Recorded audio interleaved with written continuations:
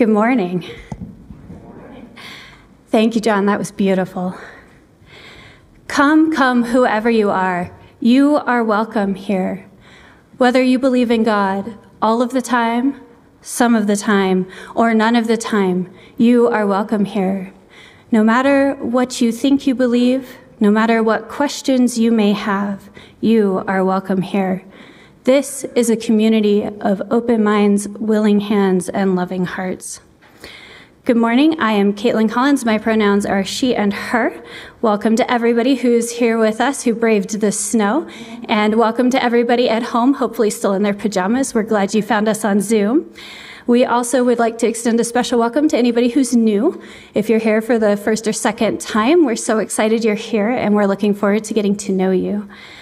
To know what's happening, because there's a lot happening, there's a QR code. Get connected to our Happenings weekly email. Everything is in there. I have a couple quick announcements this morning. The first is that childcare is available today downstairs in the children's hallway for children about 3 and under. And if you also need it, there's childcare for any meetings that happen after the service as well. Same place. And then today is a special service. This is the question box service. So everybody gathered here and our folks online are invited to submit questions for Reverend Lora, and she will answer them later in the service. So you may have been handed a piece of paper and a pencil. That's what this is for. If you were not handed a piece of paper and a pencil, there's baskets in the back that have them. Feel free to go get them. You can ask anything you want within reason. So any questions you have about faith, theology, whatever's burning in your mind, go ahead and write them down. There's also little red offering baskets. Kathleen's holding one for us. Thank you, Kathleen. When you've got your question, you're just going to drop it in there. You have until the end of the offering to submit them, okay? So anytime we're up and about, if you want to go drop them in.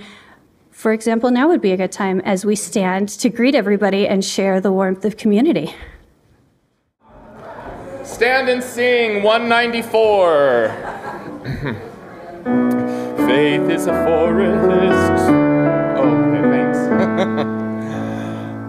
Faith is a forest in which doubts play and hide. Insight can hear the still small voice deep inside.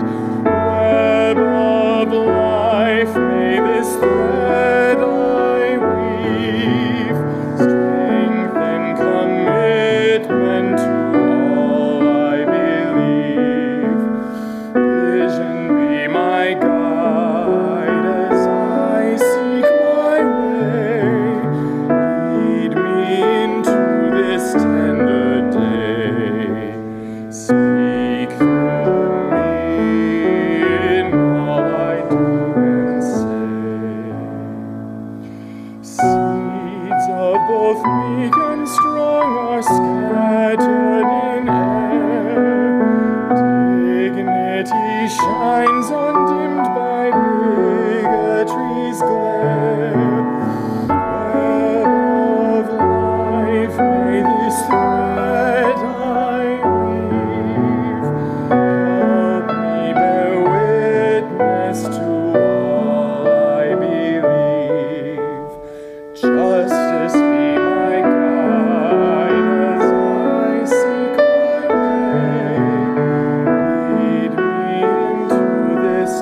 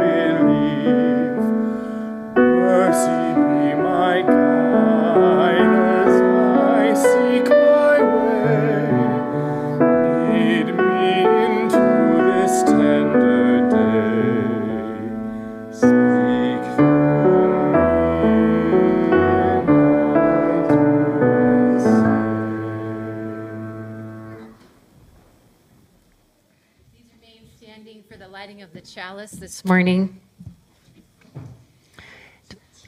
Spencer, I'm going to invite Spencer to come forward and help me light the chalice this morning.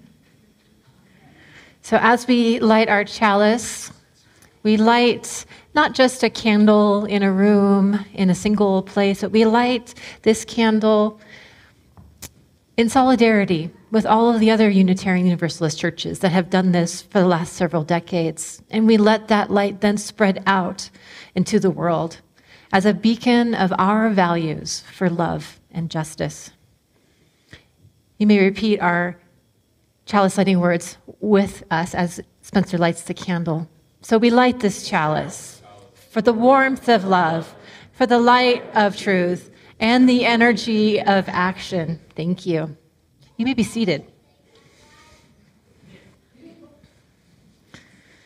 I am the Reverend Lora Young. My pronouns are she, her, and her, and I am a tall, red-haired woman with red glasses, pale skin, and a black dress. That's called a visual introduction, if you aren't familiar with that. It's for those who have perhaps a little bit of trouble seeing and would like a little bit of help and understanding what the context is. So we'll be experimenting with that from time to time in our congregation. I just invite you now just to settle into this snowy morning where we had that false spring for a few days there. And now it has snowed again, knowing that this time of year brings in all sorts of changeable weather, and that weather may or may not be reflected in our internal beings.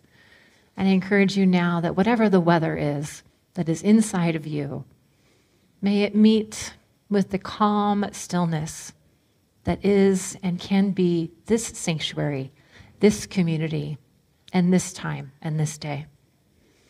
From Nancy Wood, I offer you this. The earth is all that lasts. The earth is what I speak to when I do not understand my life, nor why I am not heard. The earth answers me with the same song that it sang for my fathers when their tears covered up the sun. The earth sings a song of gladness. The earth sings a song of praise. The earth rises up and laughs at me each time I forget how spring begins with winter and death begins with birth. Let us be together in a time of worship. And now I'd like to invite Robb to come forward for our children's story. I would like to invite all of our young people and the young at heart to come up, grab a cushion if you like, and get comfortable. Well, good morning. I am so glad to see all of you this morning and be here with all of you. Hello. This morning, I don't have a story to share with you, but I do have some news to share today. And I wanted you all to be among the first to know this news. Now, the really great news, my friends, is that over the last 3 years, since I have been working here with you all at South Valley, goodness, I cannot tell you how I have fallen in love with this church.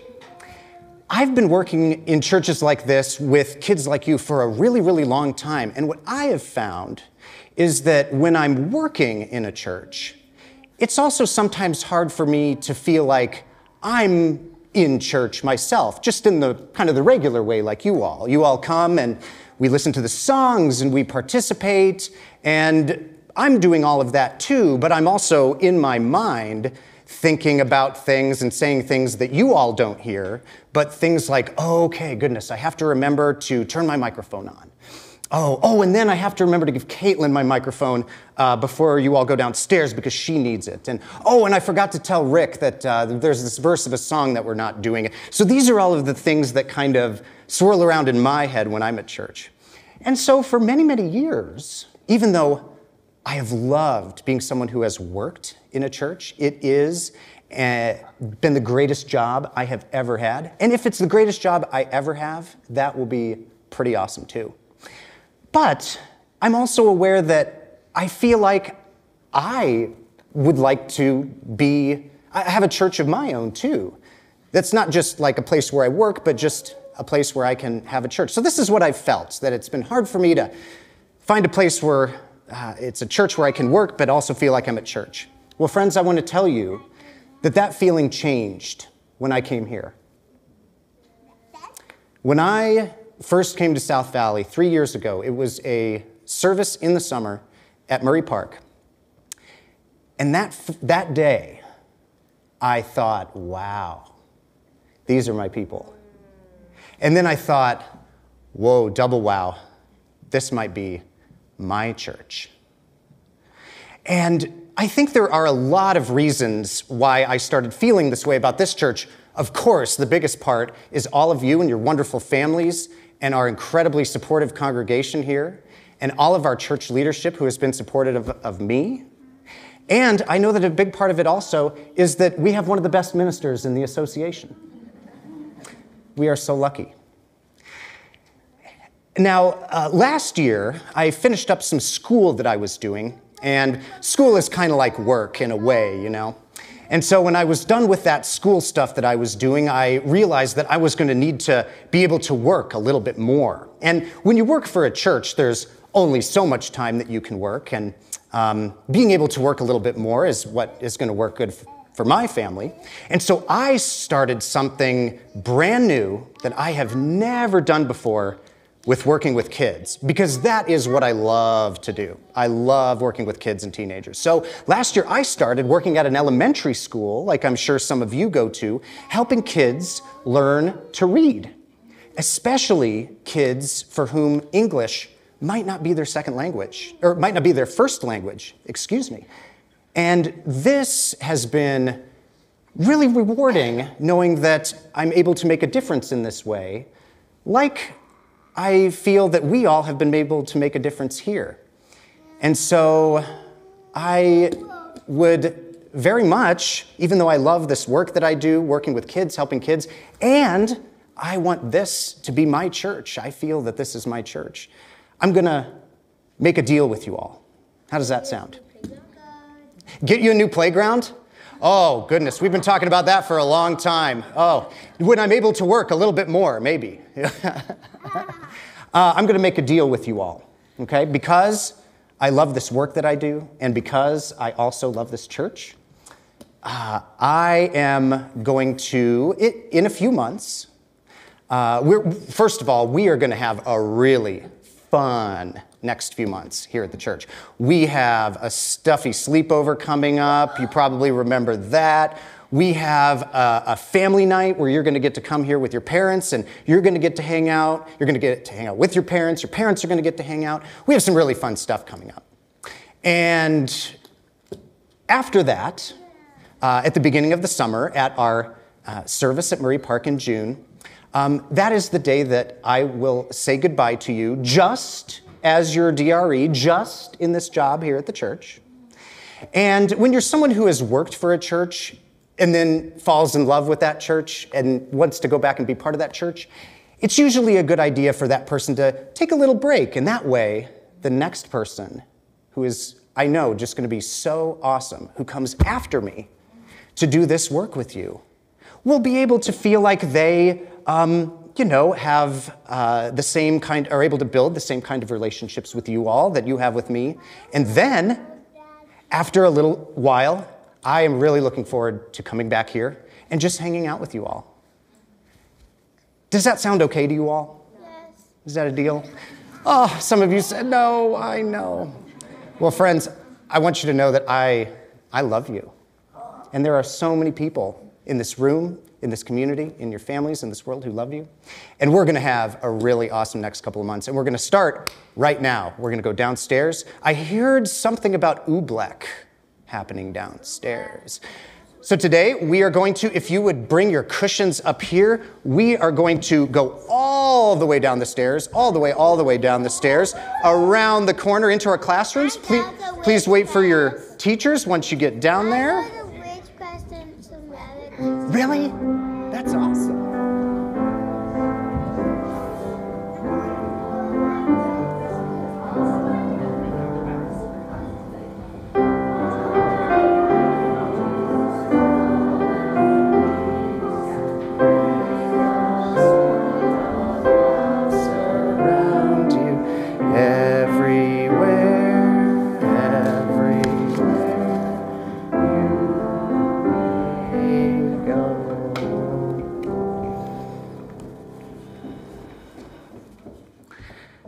Well, beloveds, many of you have probably heard me speak before about my origins as a summer camp brat and how these outdoor ministry experiences shaped and transformed me in my early youth. It was really remarkable to find a community like the one at summer camp with peers who accepted me and loved me for who I was, and my counselors and mentors, trusted adults who encouraged my creative and hyperactive energy and helped me channel it in ways that would grow my sense of self-confidence and self-worth during my preteen and teenage years. I am still involved with that outdoor ministry program all these years later. My wife Sarah and I have been co-directing elementary camps there together since 2014. And it was because of these transformative experiences that I had at camp and continue to have that I realized quite early on in my teenage years that I wanted to be someone like my counselors, someone who could facilitate the same sort of space and environment and community for kids to feel safe in who and where they are, and safe in their ability to try new things, keep an open mind, and step out of their comfort zones. I began my work as a youth minister during my time at Doane College in Crete, Nebraska in 2008, and since then have served congregations in the Rocky Mountain region of the United Church of Christ in Colorado, and now the Unitarian Universalist Association here in Cottonwood Heights in various areas of faith formation. Starting in my late teens and onward, I had many opportunities to serve on local church boards and also committees at the local, regional, and national levels of the denomination. In 2018, I began my graduate study at the United Theological Seminary of the Twin Cities in St. Paul, completed the coursework for a master's in ethics and justice, and I'll be actually defending my thesis later this month. Last year, anticipating the need for other part-time work, having finished seminary, Sarah, a high school math teacher herself for the last 13 years, found for me what became a paraeducator position with Academy Park Title I Elementary School in the Granite District. I quickly realized that this, the public school system, was yet an unexplored area of my calling to work with kids, one that I have also found tremendously rewarding in feeling that I'm making a difference in helping our kids reach their literacy benchmarks during these formative years. It is also work that I feel tremendously well prepared for, thanks to the experience that has shaped me in youth and children's work over the last 16 years. Unfortunately, full-time work in children and youth ministry is few and far between across the denominations.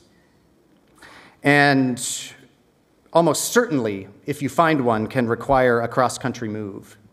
Sarah and I feel very settled here in Salt Lake and are loving the life that we're building here. And as a 36-year-old, I have yet to have had the opportunity to work one full-time job. But I don't regret it. But that's also what's going to be best. So within the next year, I'll be working toward a program with Granite that will hopefully allow me to, in a sense, transfer my master's degree in such a way that I can get credentialing to work in full-time student support and success roles within the school district.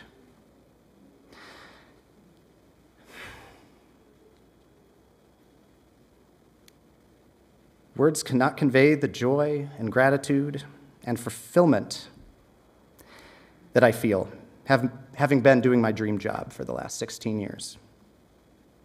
And I want you to hear again how incredibly lucky I feel to have landed here at South Valley at this time in my life and in my career, having found a community and a congregation here that I'm already itching to return to after a time so that I can be among you in a different way, a way that hopefully, at the very least, will alleviate any of your anxiety of my approaching you during hospitality hour, ostensibly to ask you to volunteer for something. I am so looking forward to the work that we will do and the fun that we will have together here in the coming months and beyond. And my last Sunday with you as your DRE will be the church picnic at Murray Park on June 16th. And after that, I'll see you out there. I love you.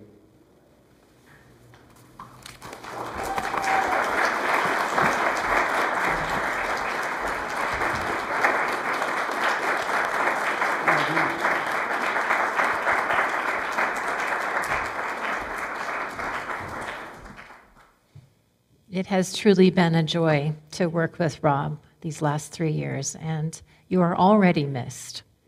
And I look forward to when you can return to be among the flock and a very busy volunteer. Yeah.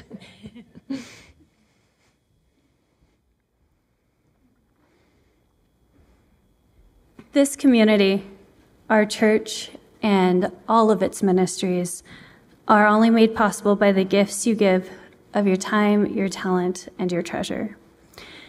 Many of you pledge monthly, and for that we are grateful. Your gifts help to ensure that we live our values in the world outside.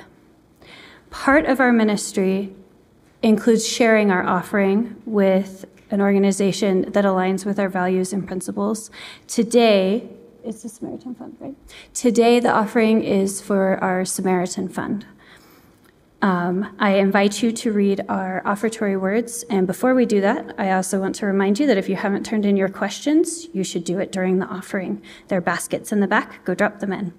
If you would join me in our offertory words, we are this church, we are its hands, its heart, its voice.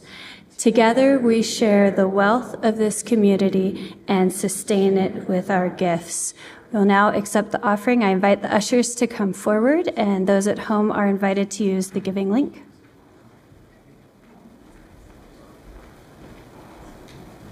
I'd just like to say something about this piece by Schubert that I'm going to sing. It's in German, so the words aren't probably intelligible, but this is called Nacht und Träume, or Night and Dreams, and as kind of a topic of the divine is something that we're touching on. Dreams and the dream state is something that to me is very close to the divine, whatever that might be, the closest that I can conceive of it. And so this song is essentially about that moment when you're having the sweetest, most delicious dream, and then you kind of start to wake up from it, but you're not fully awake yet, and you're trying to hold on to that world of your own creation that's so divine, and you're just kind of trying to stay in that moment. That's what this song is about. It's like, no, stay, dream, stay. So, okay.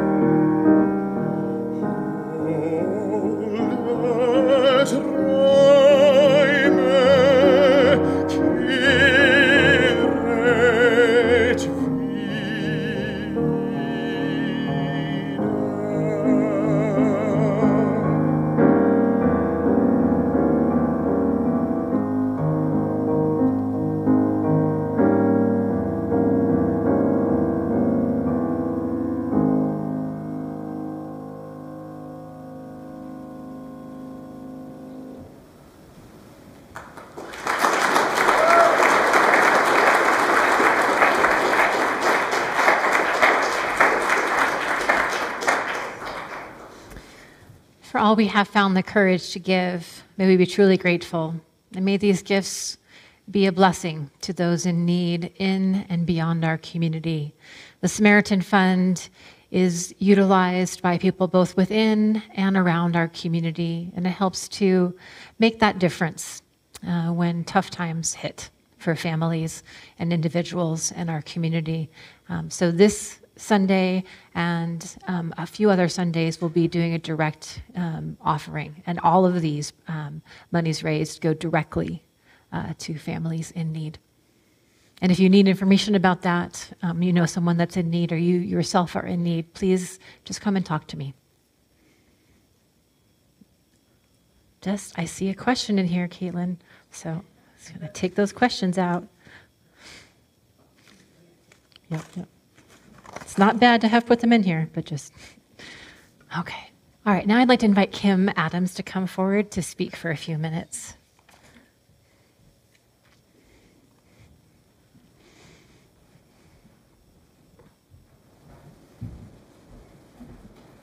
Hello, good morning. My name is Kim Adams, like Rev Lora said, and I am a shorter, brown female in a black sweater with curly black hair. My family and I have been attending South Valley for nearly 2 years. The reason I love South Valley is because it is a place of rest. We already know rest as the opposite of being active or productive. We think of it as something we do in order to accomplish, produce, or achieve more later on. As a UU congregation, we could see rest as what we do when we're not protesting or volunteering and fighting for social justice. But it can be more than those things too. We shouldn't have to wait for the perfect opportunity to rest. We can rest now. I mention rest because I'm currently reading a book by Tricia Hershey called Rest is Resistance. I highly recommend reading it. The author defines rest as, quote, "This is healing work. This is justice work. When we are aligned against the ideas of the oppressive culture, we understand we didn't arrive on earth to be a tool for a capitalist system. It is not our divine purpose. You were not just born to center your entire existence on work and labor. You were born to heal, to grow, to be of service to yourself and community, to practice, to experiment, to create, to have space, to dream, and to connect," end quote. For me, rest looks like listening to the beautiful music provided to us. It is a guided meditation with our congregation. It is reflecting on a sermon. It is attending a labyrinth night or a sound bath. It is seeing these friendly faces. It is the opportunity I have to volunteer. It can also be choosing not to come to church on a Sunday. At South Valley, I can rest. I choose rest. I can release the burden that capitalism and white supremacy put on my shoulders. I can confidently let it go and know that this deep healing meditation of rest is an act of reclaiming my peace. Rest is my personal protest of the grind culture that endlessly pushes us beyond our limits. I come to South Valley because I know when I walk through these doors, I can rest. Not because I earned it, and not so that I can go out and work harder. At South Valley, we rest because joy and rest is our right. And I believe a community that acknowledges the dignity of rest and the boldness of rest is a community of healing. And a community of healing is one I will always be proud to call my own.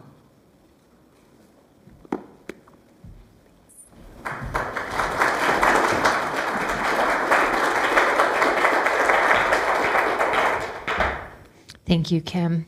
And now I invite you to rest with me in a time of meditation and prayer. And just reminding you that the way that we frame meditation and prayer in this community is that meditation is a practice of listening to what is deep within, to what is beyond the silence that we cultivate through the practice of meditation. And prayer is the naming of what we need to the self and to the world. So listening and naming, two of those really critical, radical practices of rest and renewal. So you can close your eyes if that feels comfortable for you, but you don't have to.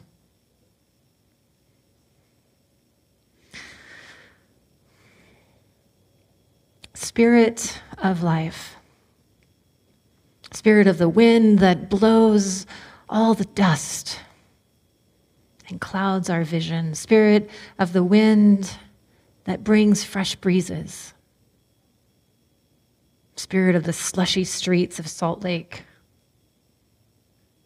And spirit of the deep heart within that longs for rest, for renewal, for an opportunity to see peace.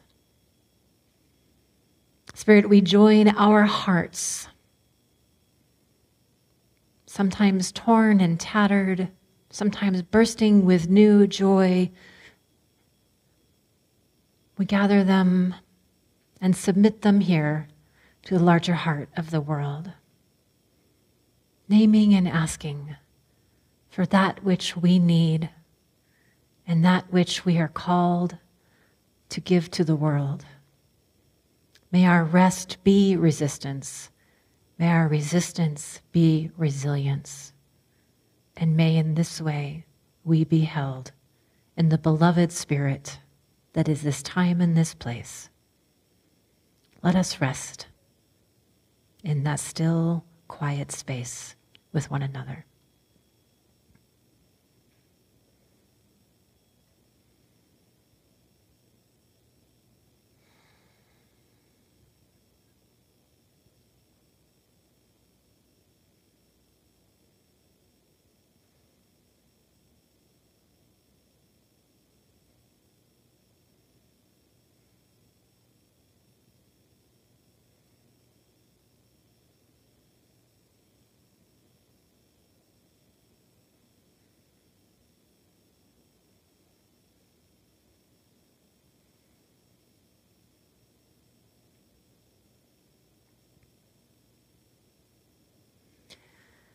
And God, please help me answer their questions with a little bit of wisdom. Amen.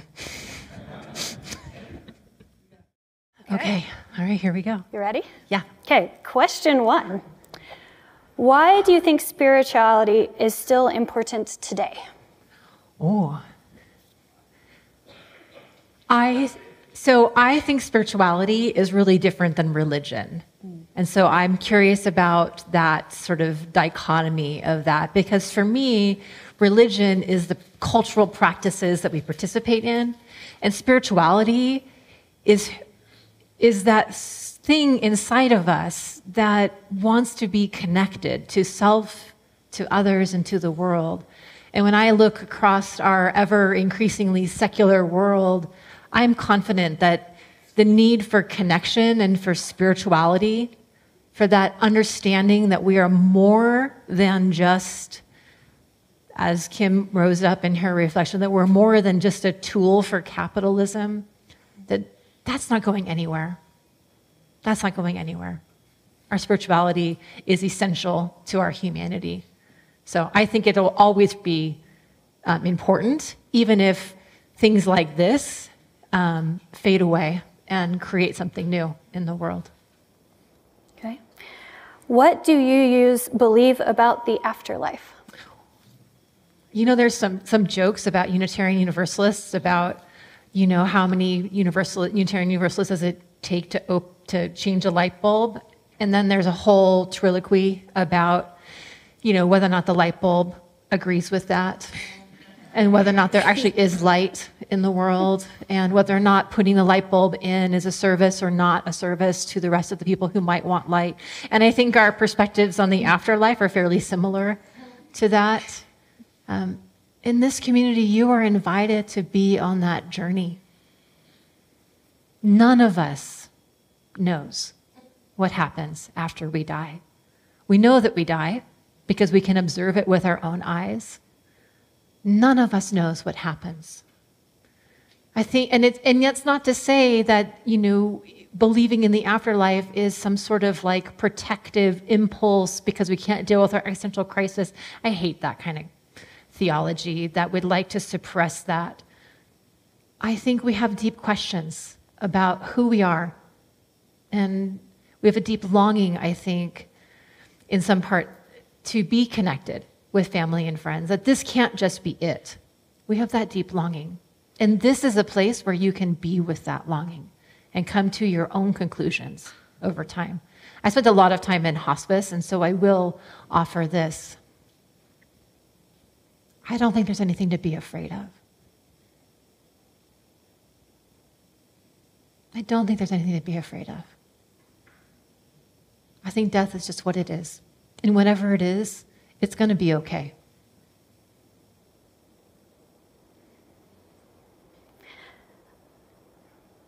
Switching gears a little bit, does all of the offering go to the partner fund or only some portion of it? Half of it. So each month we pick a giving partner, and we give half to the giving partner, and half goes to support the operations of this church. And offerings are over 2 months, and so usually the offering is between $400 and $800. It goes to the organization of choice. When we do a Samaritan fund like we are today, 100% of that goes to the Samaritan fund, which then gets dispersed by me to people in need directly. These two kind of go together, so I'm going to ask them together. Okay. The first is, what are the things you do to experience connection with God/the divine? And the other related one is, how best do I connect with God, the mystery, when I am feeling disconnected? Mm-hmm. So one of the things that we've talked about over the last couple of years is the importance of practice. That practice, a spiritual practice, is really important in order to strengthen a sense of connection to self, to world, to others, to ground ourselves, especially in a time such as this, which maybe time has always been like this, but I can only speak to the time that we're living in, that it's a very disruptive.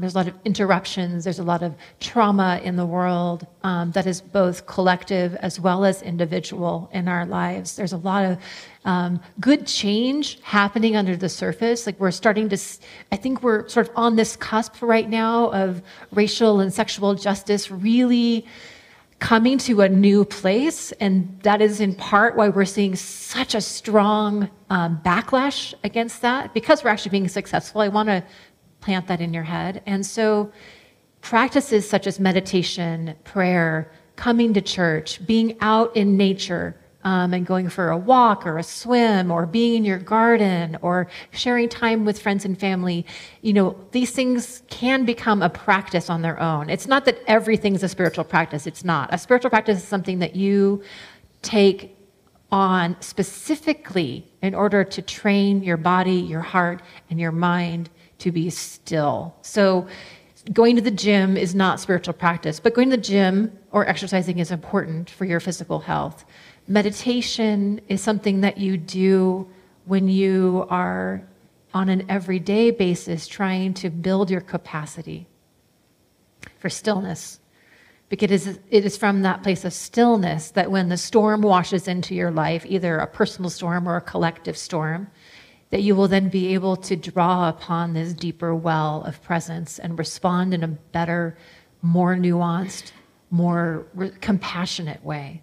There's so much in the world right now that wants us to be reactive because that's what gets clicks, And so this idea of resting can be part of that type of practice. And so what do? I meditate most of the time. I pray. I spend time just doing nothing. Sometimes I just set aside time and I just do nothing. And that's actually harder than it sounds. And so as a suggestion for everyone in the community, find something. It doesn't matter so much what that is. I mean, this is an open and free community. If meditation is what works for you, great. If prayer is what works for you, great. If it is, going and hiking to the mountaintop and sitting and enjoying the beauty, then that's great. If it's cooking, something really nourishing for your body and your soul, then that can be a spiritual practice as well. There are hundreds and hundreds of different kinds of spiritual practices in the world. Some people do Zen drawing. Some people do labyrinths. So just find one, try it out, see if it works. And if it doesn't, find a new one. But find one. That's my request for you as a minister: is find one and do it. Okay. How do you understand rebirth?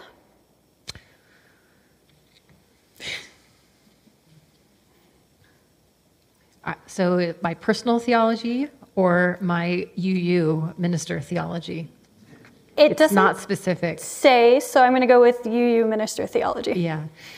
I would say that, again, we're a community that's free to have our own understandings of what happens beyond this embodied life.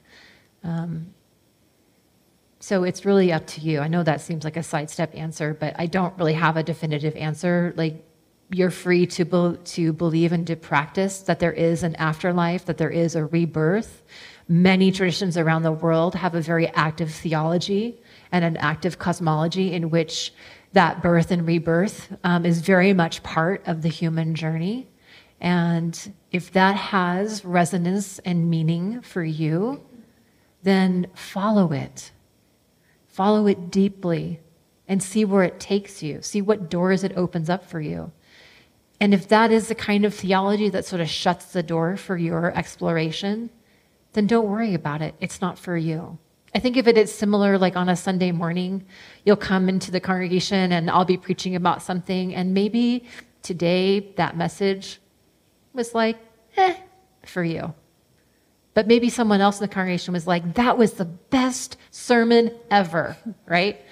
And they'll come to me after the service and they'll tell me what they thought the sermon was about. And I was like, I didn't even say any of that. So I think that that's kind of like, there's this process that's happening, when we're together in this spiritual journey together. And so whatever it is that's opening up the doors for you and inviting you to feel enlivened and to feel filled and grounded and connected, that's good. I mean, I want to sort of say like maybe not all things are okay. Like, there might be some that are really damaging, and we want to be careful about those things too. But that's not the question. So you can ask that question next year. So this one says, I want to be informed and work to make the world a better place, but as I study and learn, I end up just being angry. How do I stay engaged and sane? Mm-hmm. Mm-hmm.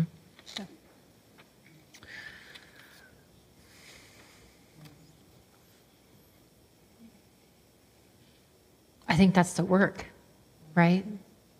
That's the work, is to see the suffering and to understand how little control we have over the suffering, especially suffering that is happening in distant, faraway places. And to somehow find a way to not let our anger and despair overwhelm us.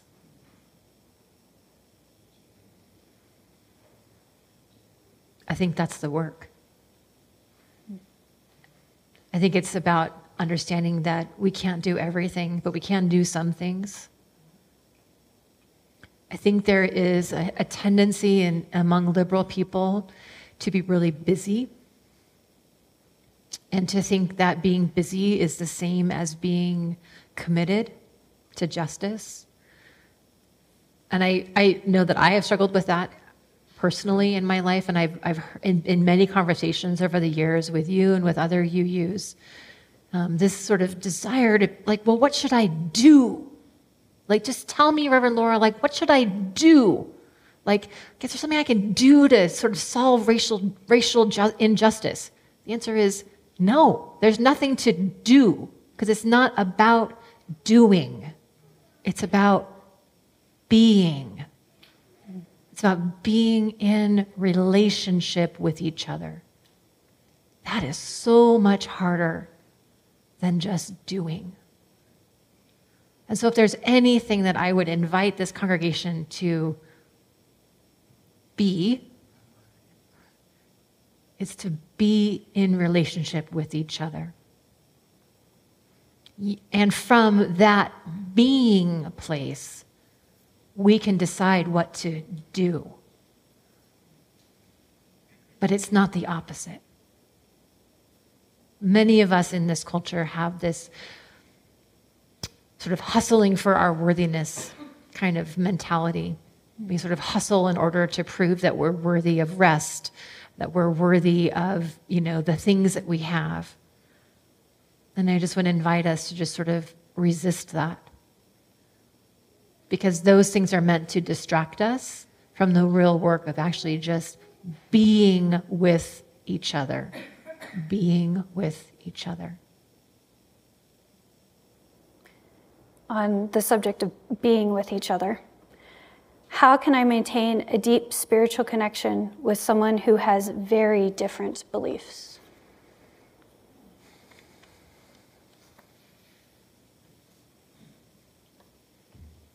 I think it's about listening. And I'll give you a story from my personal experience. I have a best friend that I've known since college. We met when we were 18. And she was secular then, and I was very Christian. And then we kind of switched places. And she converted to Christianity when we were in our late 20s, early 30s. And I became increasingly secular. And then I decided to become a UU minister. And we have struggled in our friendship for many years. And there was a period of time where we basically argued for like 10 years. We loved each other and then argued for like 10 years. And then there came a time when we actually couldn't talk to each other. And that was about a 2.5 to 3 year period. And it was very painful. And then, for whatever reason, through a lot of just perseverance and some time and space that we needed, we began talking again. And it's taken 3 years for us to get back on track. And now we both had to mature. But it took listening. It took her actually confronting me and telling me I wasn't listening, because I actually wasn't. And for her to actually also hear the harm that she had caused me, because she hadn't heard that. And that opened it for us. So relationships are really hard. And relationships that are across political and religious divides, especially right now when things are so heightened, are really tricky. But I gotta believe that it starts with listening, like really being able to listen to the other person, not agreeing necessarily, and not just agreeing to disagree, but to really engage. I know many of us are in families of mixed political and religious commitments. And I think for a long time, we sort of had this idea that we should just don't bring up politics or religion at the table at Thanksgiving. And I'm like, well, what else is there to talk about? The weather? And I think we've kind of lost our skills for being with difference and being able to speak up.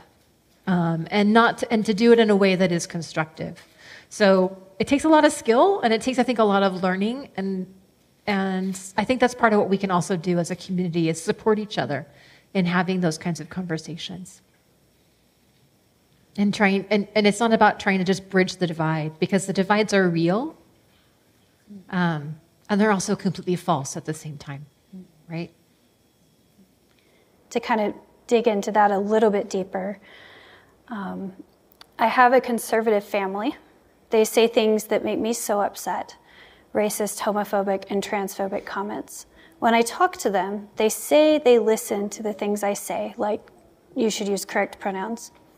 How do I balance respecting their beliefs and standing up for my values?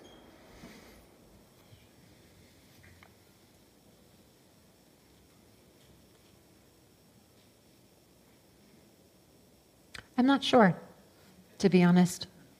I can remember, being a kid, at holidays, and I'm sure everyone's got, that uncle or that aunt that just spouts off ridiculously hurtful things. And I know that I was taught, just to sort of laugh it off, to go along to get along. And that hurts a lot of people, right? It doesn't move the conversation forward. And I think we have to pick our battles, right? We have to it's so easy to get caught up, I think, in this I'm hurt and I'm mad that you're not, honoring and respecting the humanity of the people that I care and love about, that I love and care about.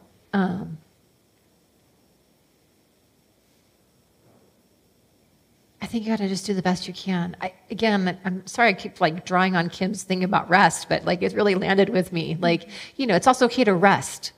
You don't have to make every conversation with a family member who disagrees with you or is disrespectful of the people that you care about.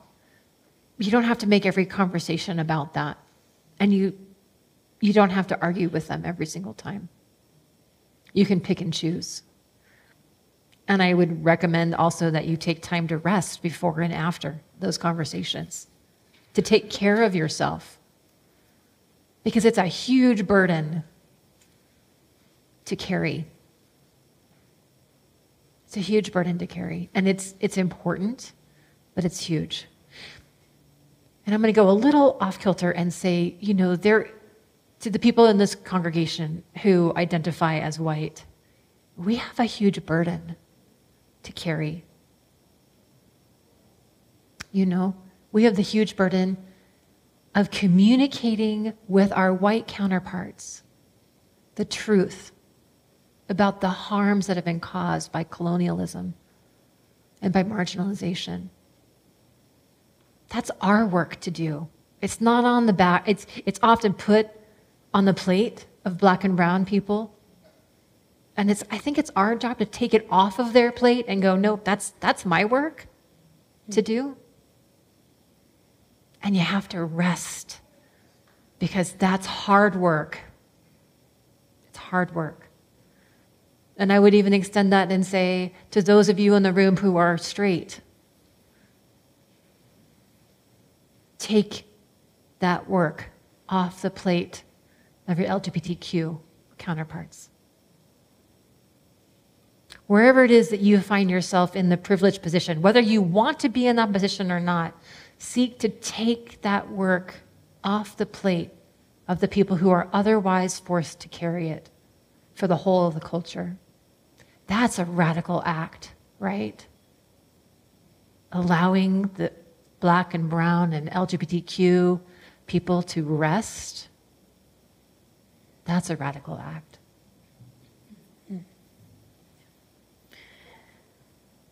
When we say we are a people of faith, but we may not believe in God, what do we mean? What does faith mean for you? I think faith can either have a theological underpinning or it can have a secular underpinning. Faith is what you're committed to. Karen Armstrong, the theologian, would remind us that the word belief in the ancient Near East, in which the biblical Gospels were written, that belief meant what you're committed to, and that it was from belief that you had faith. And so if you think about that in the modern world, belief doesn't mean that anymore. Belief often means do you believe these statements to be true? But I would like us to go back to that pre-scientific understanding that faith and belief are a practice. The belief is what you're committed to, and faith is the practice of being committed to that. So if you find, again, it's those doors that open and close. For some of us, the doors open in a very theistic kind of way. That there's some of us in this congregation for whom being a God lover is the thing that opens the heart. And there are other people in this congregation for whom the idea of a personal God is damaging. And it is nature, or it is human relationship, or it is the great mystery that opens their heart.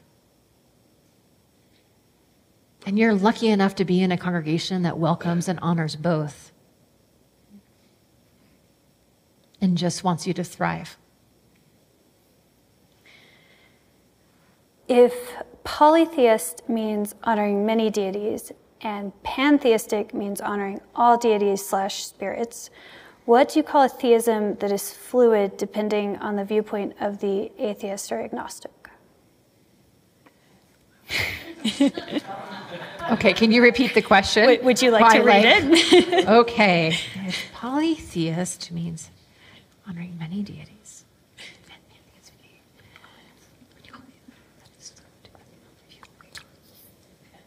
What do you call a theism that is fluid? Depending on the... So how I'm interpreting this is a theism, an atheistic theism, which is totally fine. You can be an atheistic Christian. You can be an atheistic polytheist. I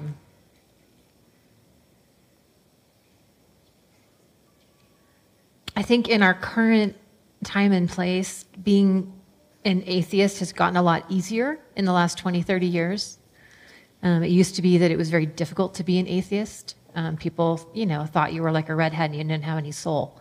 That is something that was said about redheads back in the day, that we have no soul. And I think that we've come a long way in our understanding of atheism and agnosticism. Some of the most deeply faithful people that I have had an honor to work with in hospice were committed atheists. And so when I look at this and I see polytheist and pantheist and fluidity, to me, what that communicates is a deep curiosity and a wonder and a joyfulness that there are so many different ways of understanding and seeing the divine.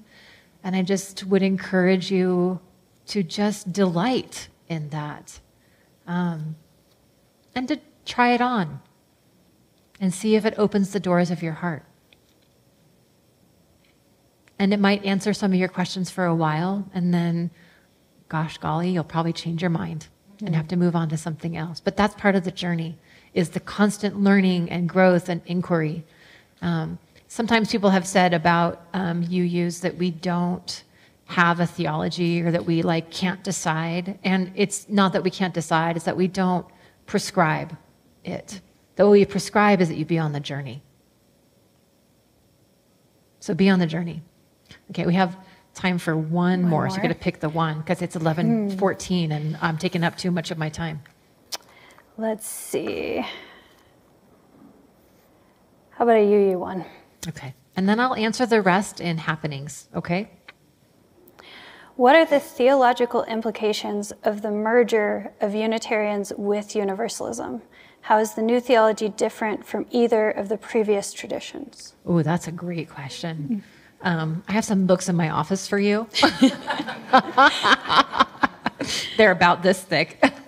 In a classical sense, Unitarians don't believe in the Trinity, right? That's what got them murdered, back in the day, was not believing in the Trinity. And Universalists or traditionally or classically Trinitarian. They believe Father, Son, and Holy Spirit, but they didn't believe in hell, right? They were the first people in the United States, really, to really promote this idea that there was not hell. And that was happening at a time when, the theology of the time was very Calvinist, was very predestination, everyone's going to hell, and there's no hope for humanity, and you don't know if you're part of the saved or the damned, at any moment. So that was a radical theological statement at the time. So I think, we've had those two classical Christian theologies in our denominations, for a long time. And then the humanists and the atheists kind of got folded in the early 1920s because the humanists and the atheists were rejected by most of the mainline Christian denominations. And really the only safe place was for them to come to a Unitarian church. And the Universalists, we just love everybody. So anyone was welcome to come. And so we sort of have these sort of three sort of thrusts through the 20th century: Unitarians, Universalists, and Humanists. And the Humanists really change Unitarian churches and bring them much more along into a humanist perspective. And then the Universalists kind of kept, being more of a classically Christian tradition at that point, but very liberal, very socially progressive. And then they decide to combine in 1961. And I would say, looking now from the viewpoint of 2024, the theology of the Unitarians and the Humanists have really been predominant, and there has been much less space for the Universalist theology for a long time. And I think that's actually changing a little bit. Not that we're going back to some sort of, Christian style tradition, but I do see and hear among the people in the congregation and among my colleagues, like this longing for this Universalist spirit, this connection, a very sort of nuanced and emergent kind of theism that is really grounded in love. And what I love and appreciate about that is that humanism is also changing at the same time. Humanism is less of a reaction to this sort of strident Christianity, and it's much more becoming this sort of, my colleagues call it the warm-hearted humanism. And what a beautiful meddling of that, this sort of softening and this sort of appreciation for the diversity of the human spirit that's happening in our movement right now. Beautiful. Okay. And I will answer the rest of those and happenings from time to time in the next few weeks. And if you have one that you didn't submit, you can send it, and I will attempt to answer it. Okay. Let's sing and then extinguish our chalice, because I can hear the children yelling downstairs. Okay, so how this works, we're going to use a doxology, speaking of some more traditional kind of things. So we're going to use the musical framework of 372, some real old school stuff right here, and it works as a round. So the first measure, you can start it, and then you can also come in one measure later where it says 2, and we're going to be using the text, and it'll be, it's up here. 380 is the text that will fit in to this. So Rick will play this once through, and then we'll go through this, maybe 3 times or so, and you can come in at 1 or come in at 2. Stand if you like.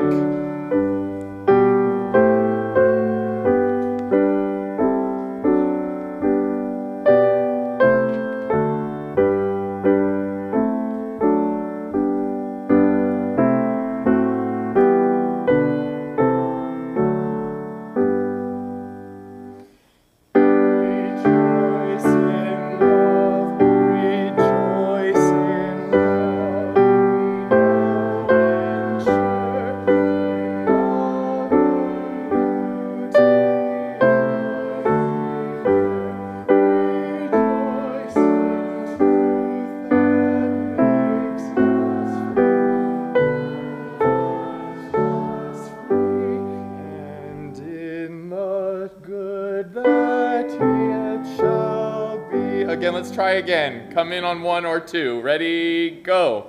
Rejoice in love,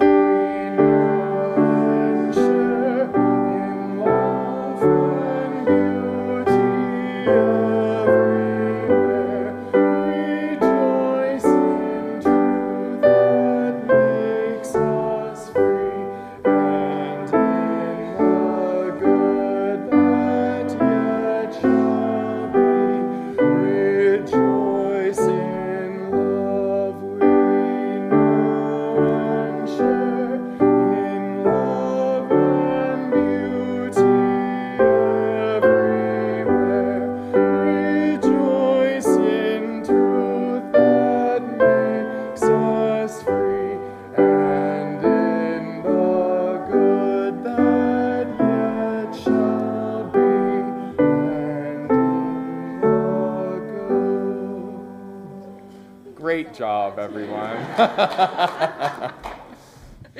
Please remain standing for our extinguishing of the chalice. John and I have been scheming to bring doxology back into the service as a little throwback to universalism. So thanks for playing along. You'll see that throughout this month. We'll be playing with that.